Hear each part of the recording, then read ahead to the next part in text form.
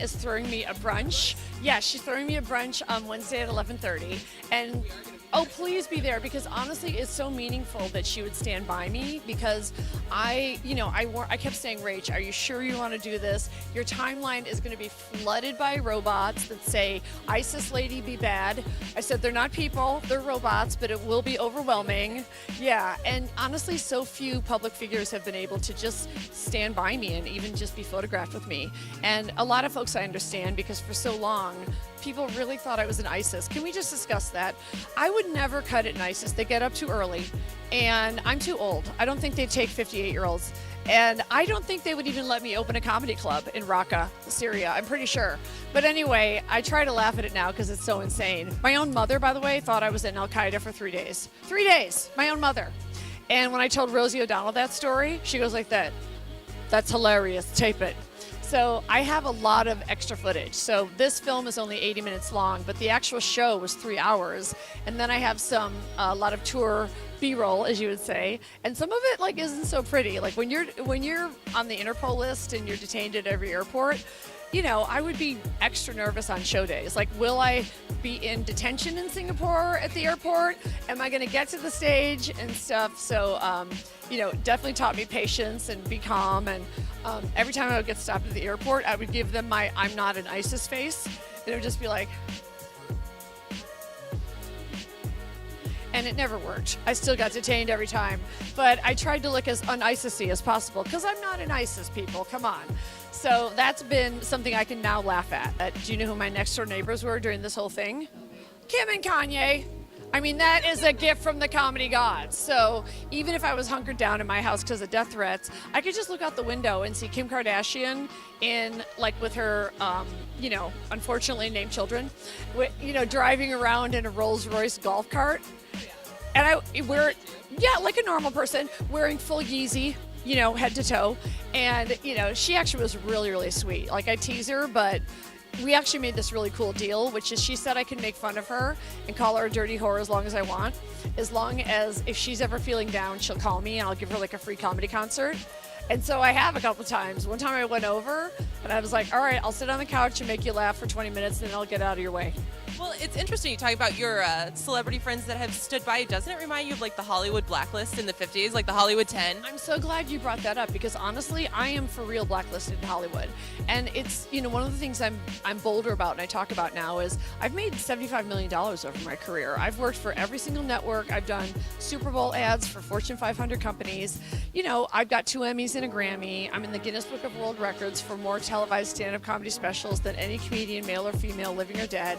And I try to set these markers, honestly, for younger people so they can go, oh, all right, a female can do this. And I do think a lot of the smear campaign on me was, I think a lot of those old white dinosaurs just think it's too audacious for a 58-year-old woman to stay in the game.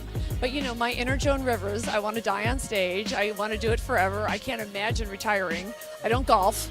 I don't know what I would do. And so, it forced me to kick into high gear and go, okay, you can't do your career the way you've been doing it. And honestly, I've loved learning this whole new business model. So I get it. I'm a different artist than I was prior to the picture, and the picture will be with me forever. So the last tour and this film, I really talk mostly about that and the fallout. But, when I go back on the road, I'll mention Trump to a degree, but I'll go back to doing whatever people are laughing at. Me and Kathy Griffin, that's right. Well, you talked about, people have a problem with women being very bold, being very audacious. Now, I'm not trying to make a statement here, it's just a fact, but about 3 weeks after the incident in 2017, there was another incident that Johnny Depp made a comment to an international audience about actors assassinating presidents, and he starred in one of the biggest grossing films of the year last year. And so what happened in Johnny Depp's case is, like 4 days later, the Pirates of the Caribbean people were behind him because he's a giant earner, and they had him take a picture with his Make-A-Wish kid. I know that game.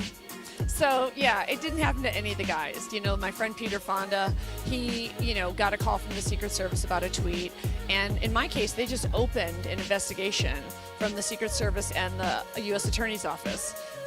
So everybody else, as far as I understand, either got no blowback or they were able to just have like one phone call saying, like Snoop Dogg and Morrissey, the singer, saying like, I'm not going to kill anybody. Come on, calm down.